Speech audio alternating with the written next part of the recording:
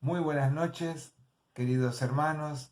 Qué alegría poder volver a encontrarnos y poder compartir un nuevo tema en este encuentro. Estamos hablando sobre el Sermón del Monte. El martes pasado vimos los capítulos 5 desde el versículo 1 al versículo 4. Hoy los invito a que en el mismo libro de Mateo, en el capítulo 5, leamos los versículos 5 y 6. Bienaventurados los mansos, porque ellos recibirán la tierra por heredad. Bienaventurados los que tienen hambre y sed de justicia, porque ellos serán saciados. Dos textos nada más compartimos en esta noche. Habíamos empezado el martes pasado a hablar de que Jesús justamente empieza a compartir con sus discípulos y con las personas que también lo seguían este sermón. Y habíamos dicho que estudiosos han llegado a la conclusión de que este es una serie de relatos donde Jesús enseña a sus discípulos y a las personas que lo seguían más que una sola oportunidad en la cual les estuvo compartiendo la palabra. Y también vimos cómo Jesús tomaba esta actitud de sentarse y todos alrededor de él se sentaban con esta actitud que tenían los maestros, aquellos que enseñaban, para poder tomar esa actitud de respeto, de atención hacia aquel que iba a enseñarles. Hoy vamos a ver una segunda parte donde vamos a ver que dice por ejemplo, bienaventurados los mansos porque ellos recibirán la tierra por heredad. La palabra mansos pareciera tener el sentido de timidez, lo cual para nada fue la intención de Jesús cuando las pronunció en este sermón. Para comprender esta bienaventuranza debemos mirar las palabras originales tanto en hebreo como en griego para esta palabra, por ejemplo, manso, que hoy leemos en castellano. Si vamos al Antiguo Testamento, en el capítulo 37, el versículo 11, los leales en ese tiempo habían perdido su tierra con los que eran malignos. Y el salmista les asegura qué cosa. Pero los mansos, dice, heredarán la tierra y se recrearán con abundancia de paz. Para los que se mantienen fieles, la palabra de Dios, ante la adversidad, les será restaurada su tierra. Y su tierra que será restaurada no será por su propia fuerza, sino por la fidelidad de Dios. Cuando tu vida pasa por circunstancias difíciles, cuando tu vida es sacudida a veces por violencia de las cosas que te rodean, Dios va a restaurar eso que has perdido, eso que te ha dañado, Dios lo va a transformar, porque Dios es el Dios que todo lo puede para tu vida y para la mía. ¿Se acuerdan que dijimos el martes pasado que cuando dice bienaventurados lo habíamos comparado con la palabra bendito? Somos bendecidos, dice, cuando habla de bienaventurado, por ejemplo, en este caso, los mansos. A veces dijimos que utilizábamos la palabra feliz, pero la palabra felicidad, dijimos también, se ha transformado en el mundo en el cual vivimos en cosas que a veces nos producen felicidad espontánea, que es efímera, pero no son las cosas que Dios quiere para cada una de nuestras vidas. Entonces dijimos que la traducción perfecta es bendito. Y en este caso está diciendo bendito los mansos. La palabra hebrea manso es anahuín y se ve, por ejemplo, en la vida de Moisés. Dice, y aquel varón, Moisés, era muy manso, más que todos los hombres que había sobre la tierra. Esto lo encontramos en el libro de Números, en el capítulo 12, el versículo 3. Moisés era muy manso, más que todos los hombres, dice la palabra, que había sobre la tierra.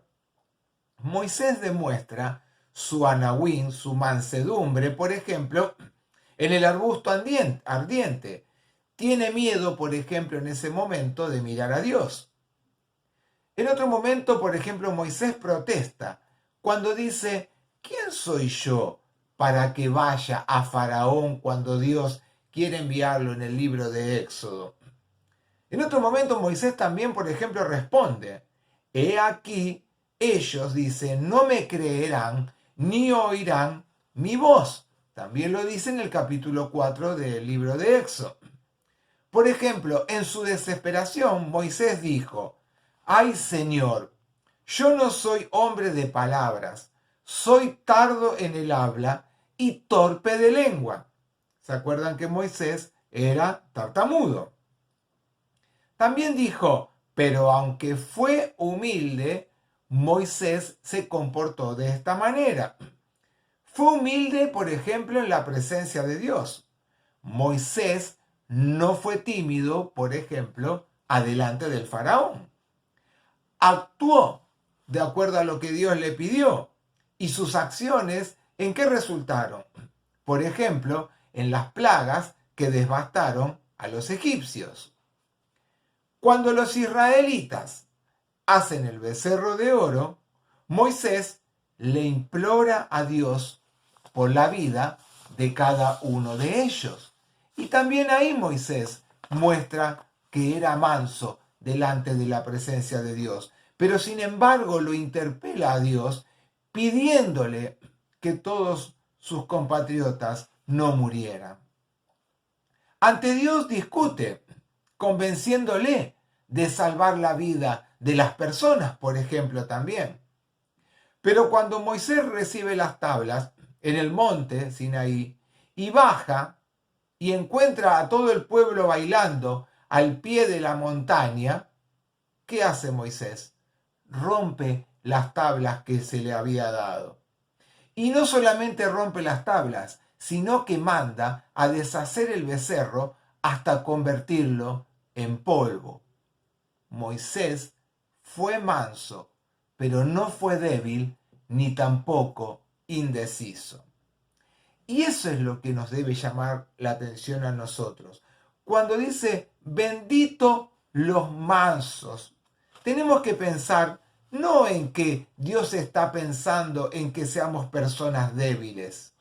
Dios está pensando en que cada uno de nosotros podamos estar firmes delante de su presencia, tomando las decisiones que Él ponga en nuestras mentes y corazones, y no creyendo que Dios creó seres humanos para domesticarlos como si fueran unos títeres o unas marionetas. En griego, la palabra manso es praus. Jesús se describe a sí mismo como manso y como humilde de corazón. Mateo describe, por ejemplo, a Jesús como un rey manso y sentado sobre un asna cuando está haciendo el ingreso a Jerusalén. Jesús, por ejemplo, en su juicio, rehúsa defenderse con declaraciones a su favor.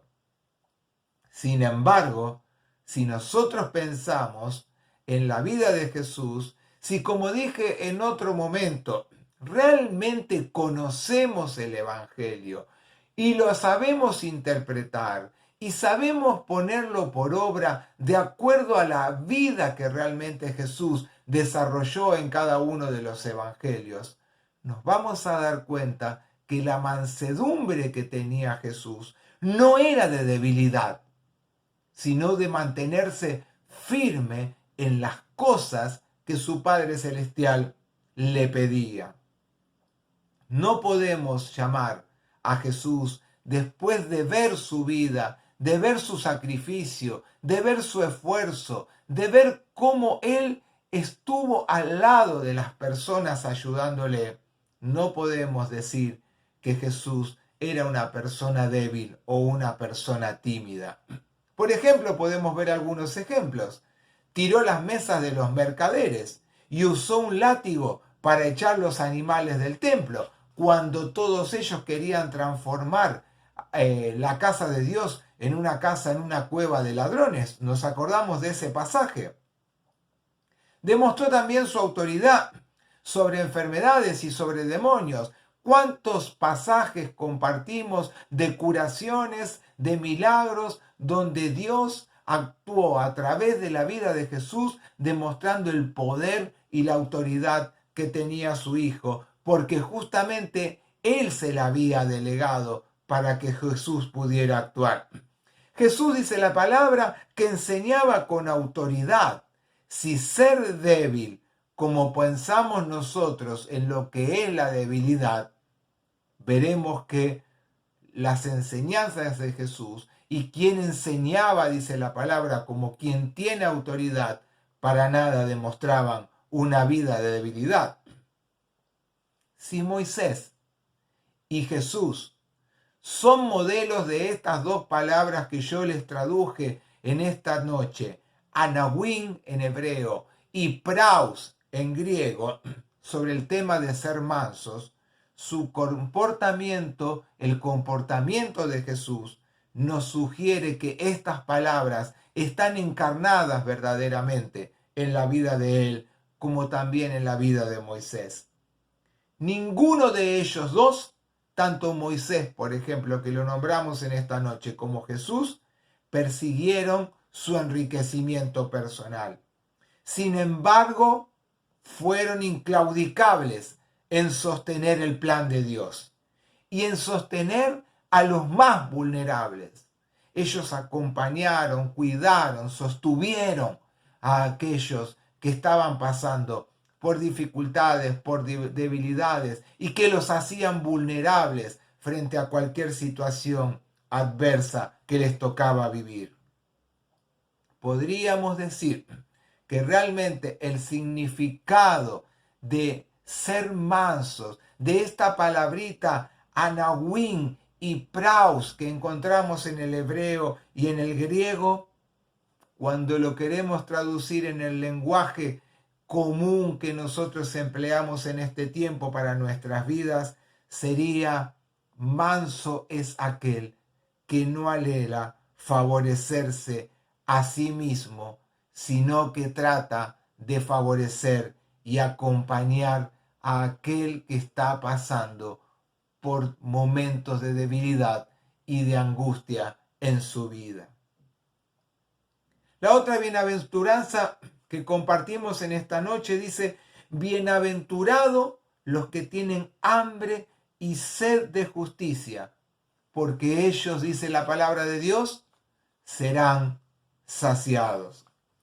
La palabra hambre y sed quizás significan en este tiempo para cada uno de nosotros que podemos estar compartiendo este mensaje en esta noche, menos que para otras personas o para las personas que vivían y que vivieron en el tiempo de Jesús. ¿Y por qué digo esto? Que quizás no nos llamen tanto la atención esta palabra hambre y esta palabra sed. Cuando cada uno de nosotros, cuando vos y cuando yo tenemos hambre, comemos algo. Y si tenemos sed, bebemos algo. Si tenemos agua, bebemos agua. Y si no, lo que tengamos para poder beber. En este tiempo tenemos heladera, podemos refrigerar las comidas para poder preservarla y que no entren en estado de descomposición. El agua también podemos mantenerla fresca, sobre todo para cuando viene la época de verano, donde tenemos tanto calor y podemos ir a la heladera y tomar la jarra o una botella de agua y servirnos para saciarnos la sed que tenemos en el momento. Si tenemos que comprar alimentos, podemos ir a una granja, a un supermercado, lo tenemos cerca. Tenemos los medios para poder ir y adquirir esos alimentos. Podemos comprar distintos tipos de alimentos. Nos encontramos muchas veces menos dispuestos a maravillarnos de esta abundancia porque la poseemos a diario, porque la tenemos al alcance de nuestras manos, al alcance de nuestra boca para poder comer o para poder beber. Era muy diferente en la época de Jesús. Rara vez las personas comían carne. Muchas veces pasaban hambre y muchos morían por el hambre que no podían saciar en sus propios cuerpos o la sed que necesitaban beber agua. Una persona hambrienta o una persona sedienta no puede pensar más que en una comida o en algo para beber. Y muchas veces nosotros pasamos por alto todo este tipo de cosas, porque como dije antes, la tenemos así, al alcance de tu mano, al alcance de mi mano. Muchas veces la devalorizamos. Dice la palabra, bienaventurados los que tienen hambre y sed de justicia.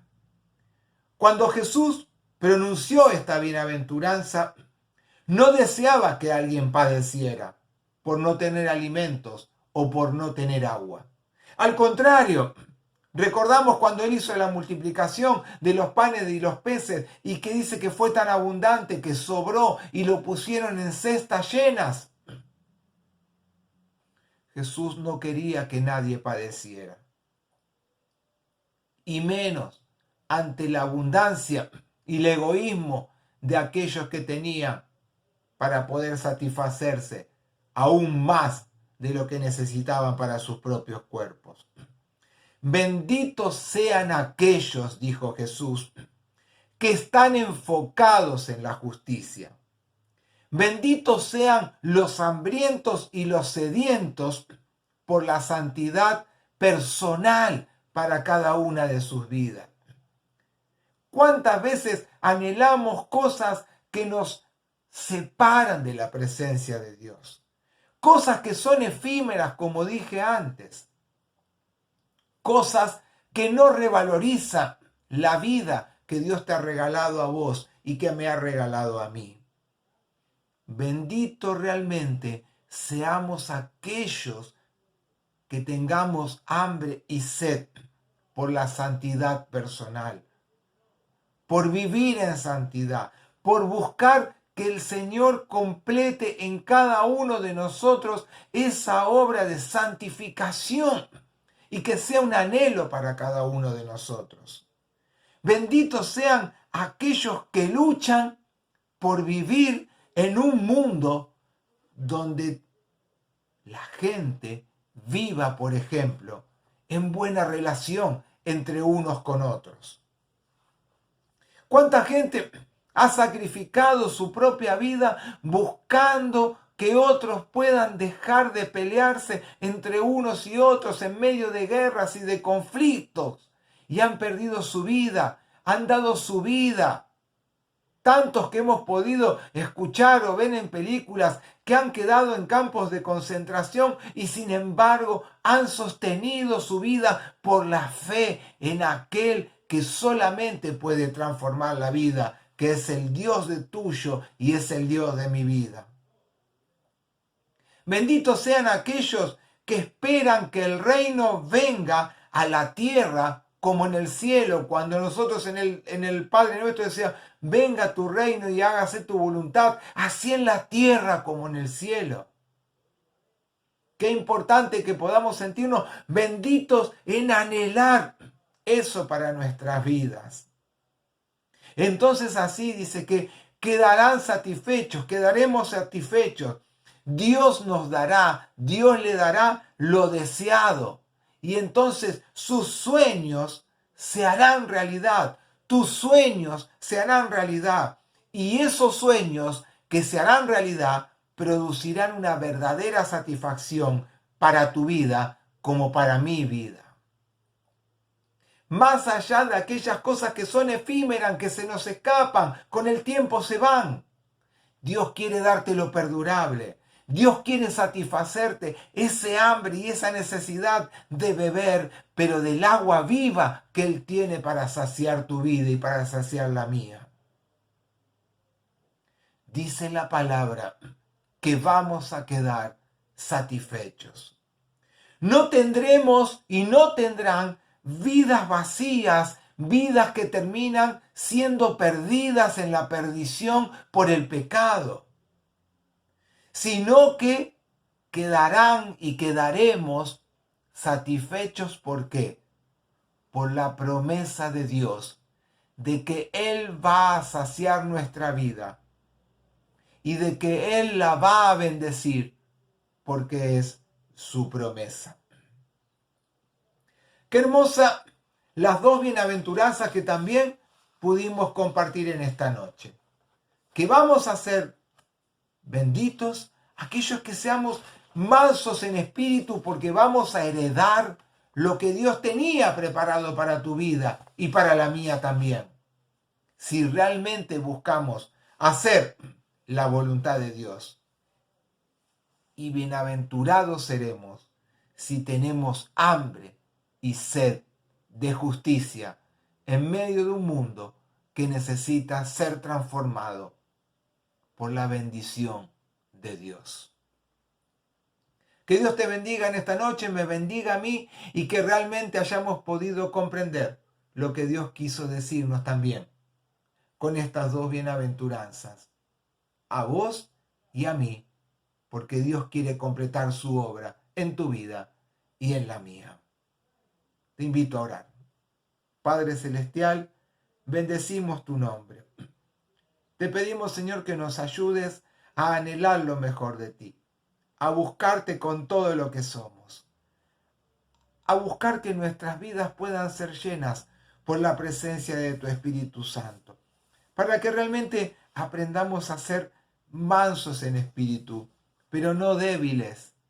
No, Señor, personas que sucumben frente al pecado, sino que se mantienen firmes y erguidas, porque tu palabra es la que nos transforma.